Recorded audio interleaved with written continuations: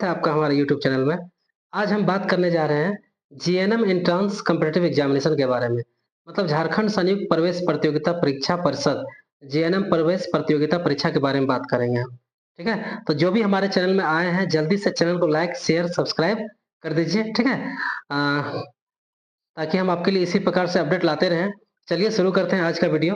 देखिए आज का जो खास अपडेट है इसके बारे में जीएनएम के बारे में जो भी पिछले वीडियो हमने एएनएम के बारे में बात किया था, आज हम जीएनएम के बारे में बात करेंगे। ठीक है? तो देखिए जो भी लोग स्वास्थ्य विभाग में जाना चाहते हैं, हॉस्पिटल लाइन में जाना चाहते हैं, उनके लिए सुनहरा अवसर है एडमिशन लेने का। ठीक है? ये संयुक्त प्रवेश प्रतियोगिता परीक्षा है। इसमें आप एग्जाम पास करिएगा तो आपका ये खास करके उन लोगों के लिए है जो क्या बोलते हैं मेडिकल लाइन में जाना चाहते हैं। ठीक है? तो आप एग्ज़ाम दीजिए, कॉम्पिटिटिव एग्ज़ाम दीजिए, अगर इसमें पास करते हैं तो आपका उसमें दाखिला हो जाएगा, ठीक है? एडमिशन हो जाएगा। तो चलिए विस्तार से इसको समझते हैं, ठीक है? देखिए जीएनएम प्रवेश प्रतियोगिता परीक्षा जीएनएम एंट्रेंस कॉम्पिटिटिव एग्जामिनेशन 2026 के 2026 के आयोजन से संबंधित सूचना के बारे में, ठीक है? देखिए इसमें जो राज्य के नर्सिंग संस्थानों में शैक्षणिक वर्ष 2026-27 के जीएनएम पाठ्यक्रम में नामांकन हेतु ऑनलाइन आवेदन आमंत्रित किया जाता है, ठीक है? उससे संबंधित है। इसमें आप जो भी सुपात्र कहने मतलब है कि राज्य के स्थानीय निवासियों के लिए है। राज्य के स्थानीय निवासी जो भी सभी सुपात्र अभ्यर्थियों के नामांकन के पश्चात कहा गया है कि पहले देखिए पहले लोकल का एडमिशन होगा, स्थानीय झारखंड के जो स्थानीय है उसका एडमिशन होगा, ठीक है? उसके बाद सीट अगर बचती है तो फिर दूसरे अभ्यर्थियों को मौका दिया जाएगा, ठीक है? राज्य के नर्सिंग संस्थानों में नामांकन की अनुशंसा जो है झारखंड राज्यांतर्गत नर्सिंग संस्थानों के प्रबंधन नामांकन एवं परीक्षा संचालन संशोधन नियमावली 2024 के प्रावधानों के अनुसार की जाएगी, ठीक है? तो चलिए देखते हैं अगर आपसे इससे संबंधित कुछ अपडेट पाना है, मतलब इससे और कुछ सिलेबस देखना है तो आप लोग इसका वेबसाइट में जाइएगा और वहाँ पर डाउनलोड कॉलम में जाइएगा और सारा चीज़ वहाँ पर आपको उपलब्ध है, डाउनलोड कर लीजिएगा, ठीक है? चलिए इसमें इम्पोर्टेंट हम तारीखों के बारे में अगर बात करते हैं तो इम्पोर्टेंट तारीख है ऑनलाइन आवेदन पत्र भरने की शुरुआत 16 जुलाई से ही हो गई है, ठीक है? और इसका जो आवेदन ऑनलाइन आवेदन भरने की जो अंतिम तिथि है वो 9 अगस्त है, ठीक है? और अगर आप ऑनलाइन आवेदन करते हैं, अगर कुछ त्रुटियां हो जाती है, कुछ गलतियां हो जाती है, तो सुधारने का भी मौका दिया जा रहा है। सुधारने के लिए 2 दिन विंडो भी खुलेगा, 10 अगस्त को और 11 अगस्त को, ठीक है? तो याद रखिएगा 16 जुलाई से भरना स्टार्ट हो चुका है और 9 अगस्त तक भराएगा और 10 अगस्त और 11 अगस्त को इससे आप करेक्शन के लिए विंडो खुलेगा, ठीक है? चलिए और परीक्षा का देखिए तिथि भी दे दिया गया है। परीक्षा का तिथि एवं समय क्या है? 23 अगस्त रविवार के दिन पड़ेगा आपका परीक्षा। अपराह्न 2:30 बजे से अपराह्न 5 बजे तक परीक्षा होगा, ठीक है? चलिए परीक्षा देखिए प्रशिक्षण इसमें जो किया जाएगा, प्रशिक्षण की अवधि इसमें 3 वर्ष है। 3 साल का कोर्स है आपको, है ना?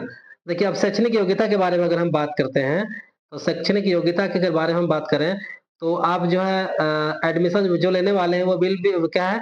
एडमिशन विल बी जो 17 से 35 ईयर के बीच का होना चाहिए और 31 दिसंबर 2026, है ना? इसका जो डेडलाइन है, मतलब एज का जो मार्क रखा गया है, जो क्या बोलते हैं, एक तारीख मानक रखा गया है।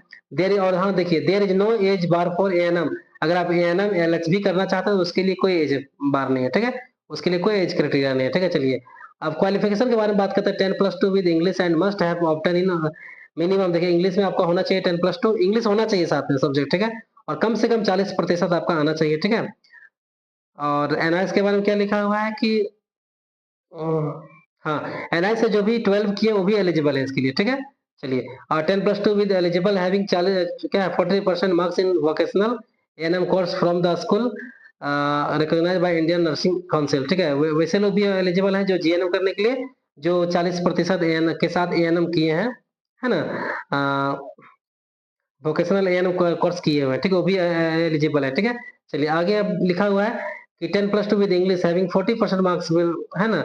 Vocational stream health care science from recognised CBSE board. अगर आप 40% के साथ 10+2 किए इंग्लिश के साथ stream health care science from से तो भी एलिजिबल है। Registered ANM with pass marks, ठीक है? पास मार्क्स होना चाहिए। स्टूडेंट शैल बी मेडिकली, आप स्टूडेंट जो भी अप्लाई करेगा वो मेडिकली फिट होना चाहिए, ठीक है? तो आप लोग इसका जो एक बार पीडीएफ डाउनलोड कर लीजिएगा, ये वेबसाइट रहा, ठीक है? इस वेबसाइट से जाके आप लोग डाउनलोड कर लीजिएगा डाउनलोड और एक बार अच्छे से पढ़ लीजिएगा, ठीक है? चलिए आगे हम बात करते हैं। आप लोग इस वेबसाइट पर जाइएगा, ठीक है? उसके बाद आप ये क्लिक हेयर लिखा होगा, इस पर आप लोग क्लिक करिएगा। उसके बाद फिर इस करने के बाद फिर जीएनएम एंट्रेंस कॉम्पिटिटिव एग्जामिनेशन 2026 लिखा होगा, इस लिंक पर क्लिक करिएगा।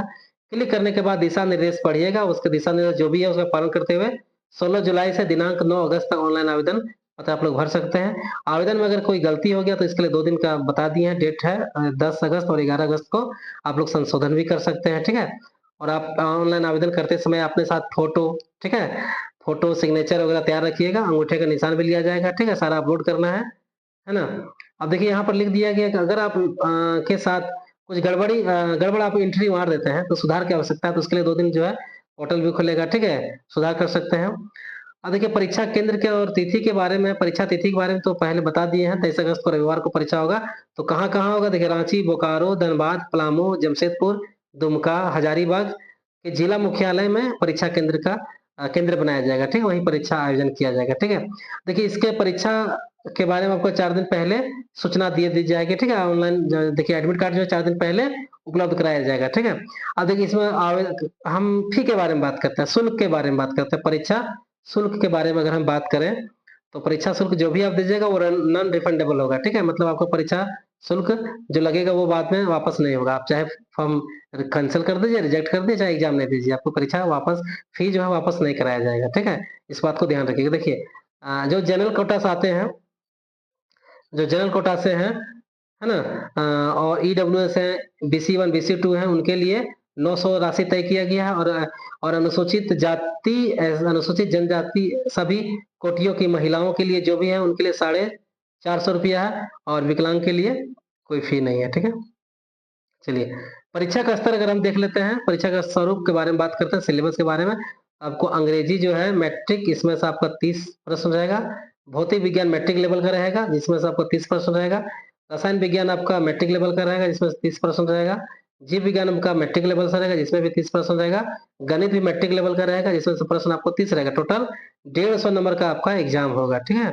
चलिए आगे बात कर लेते हैं मेधा सूची के बारे में। तो मेधा सूची आप लोग जानते हैं किस प्रकार से इसमें बनाया जाता है, कि अगर 2 कैंडिडेट का अगर प्राप्तांक सेम आ गया, ठीक है, तो मैथ तो जीव विज्ञान में देखा जाएगा, अगर जीव विज्ञान में सेम आ गया तो फिर मैथ में देखा जाएगा, अगर मैथ में आ गया सेम तो रसायन विज्ञान में देखा जाएगा, और रसायन विज्ञान में भी सेम आ गया तो दोनों का अंग्रेजी देखा जाएगा, अंग्रेजी में अगर आ गया सेम, ठीक है, तो फिर दोनों का जन्म तिथि देखा जाएगा।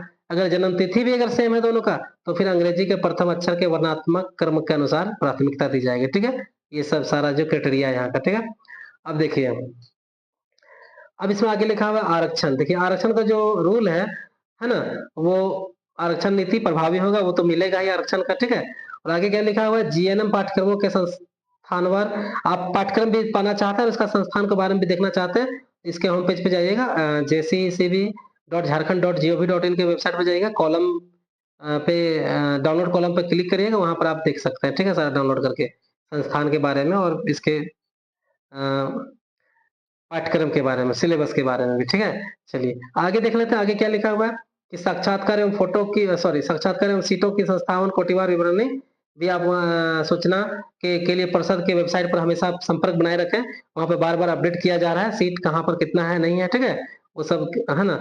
और आप उससे बने रहिएगा, इस वेबसाइट को चेक करते रहिएगा, आपको वहां से मिलता जाएगा अपडेट, ठीक है।